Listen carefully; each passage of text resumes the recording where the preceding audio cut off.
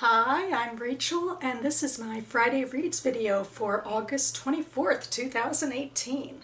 So I got through the two books that I intended to this week, huzzah, starting with this one. This is Sleepwalking by Meg Wolitzer. It is her debut novel, which she wrote in 1982, published in 1982 when she was 23 years old. She wrote it when she was in college. For the past couple of years, I've been going through a personal project of trying to read all of Meg Wolitzer's backlist. And I'm down to the final three, or the first three. So here we go. This was her start in the world of publishing. This story revolves around a young girl named Claire who is a sophomore at Swarthmore, and she and a couple of her friends are known as the Death Girls because they kind of idolize dead female poets. And the one that Claire idolizes is a fictional poet named Lucy Asher, who recently killed herself at 24. And it's just a small little retrospective about how she got into this sort of morbid fascination and the type of people that she encounters along the way. She gets a boyfriend for a little while, and then she actually gets to know Lucy Asher's parents a little bit. So that's interesting. This I don't think is Wolitzer's best work. I think I like the writing. I've been thinking about it a lot, especially as I've been trying to edit my own novella about how she weaves in backstory and front story and just thoughts about human nature. But in general, I don't think the characters really popped at all. Like the three friends, the girlfriends, didn't really have anything going on behind the surface, which was surprising because in later books she's so good at probing female relationships.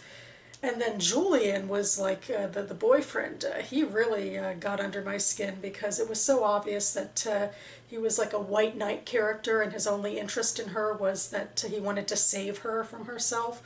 And it doesn't seem like Wolitzer ever fully realized that, even though it was so obvious to me as the reader. And so it made their relationship seem very disingenuous. I think the strongest part of the novel really was Lucy Asher's parents and how Wolitzer probed their relationship and their grief over what happened to them and how they got over it, or how they dealt with it. Spoilers. But, you know, not in an overly dramatic way. So anyway, it's a good start, Meg, but I think I enjoy a lot of your later work a bit more. Then I read this book. This is Trespassing Hearts by Julie Ellis. When I last put this on the camera, I had my interlibrary loan thing right on top of it, and I didn't think I'd take it off because it was kind of stuck in the back of the binding. But on Goodreads, I saw that they didn't have a proper cover picture that I could find online for the hardback. And I'm a Goodreads librarian, and I'm also a library person in real life, so I felt very compelled to go ahead and scan in this image for posterity's sake. So here we go. This is the book that I featured on my last Friday Reads in my 112 tag, where I pitted this book against another book. I read page 112 and decided that this page 112 was more readable, and ergo the book was more deserving. Even though I could tell from that page and from reviews that I read that this would be a pretty fluffy, sort of ridiculous book. This is a historical romance that takes place in New York around World War II, starring our luxurious heroine, who I think is described by beautiful terms throughout, like several adjectives throughout the first page to show how beautiful and ergo deserving of our time she was. Her name is Betsy. She is a nice Jewish girl trying to make it as an interior designer. She falls in love with this Gentile rich boy who they basically get it on a little bit, and then he goes off to war, and she tries to start her career, but she's pregnant and she ends up moving in with his parents, and her mother-in-law is this very unstable socialite and a bit of an anti-Semite, and so, you know, drama ensues. It's a very predictable story about, if you want to know what Ellis wants you to think about, she'll mention it about 10 times in the narrative.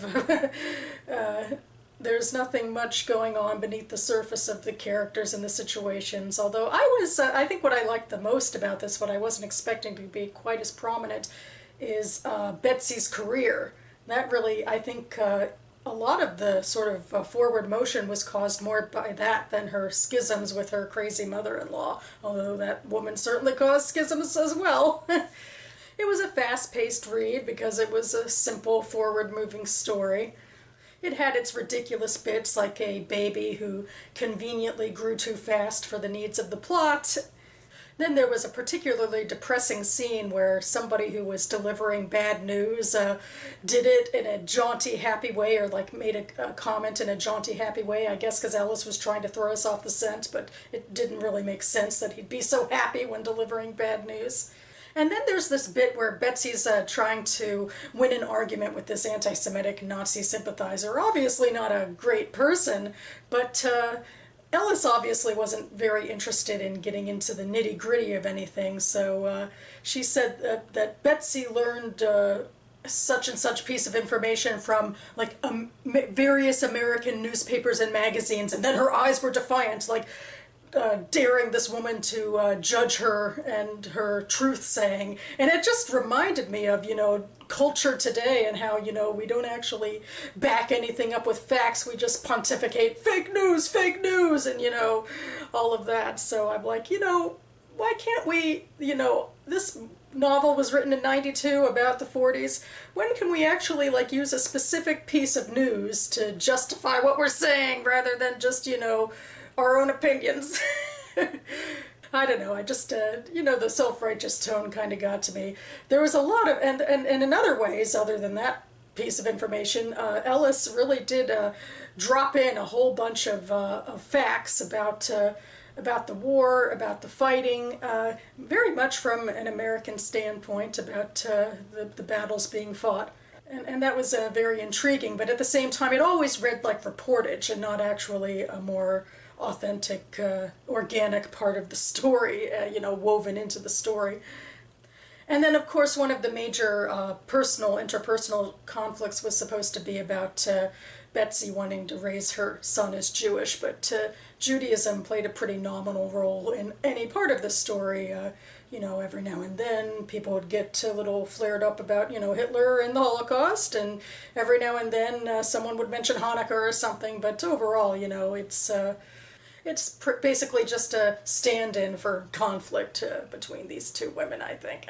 Anyway, so I'm glad that I read it because it was everything that I was expecting it to be in a sort of 3-star, sort of book.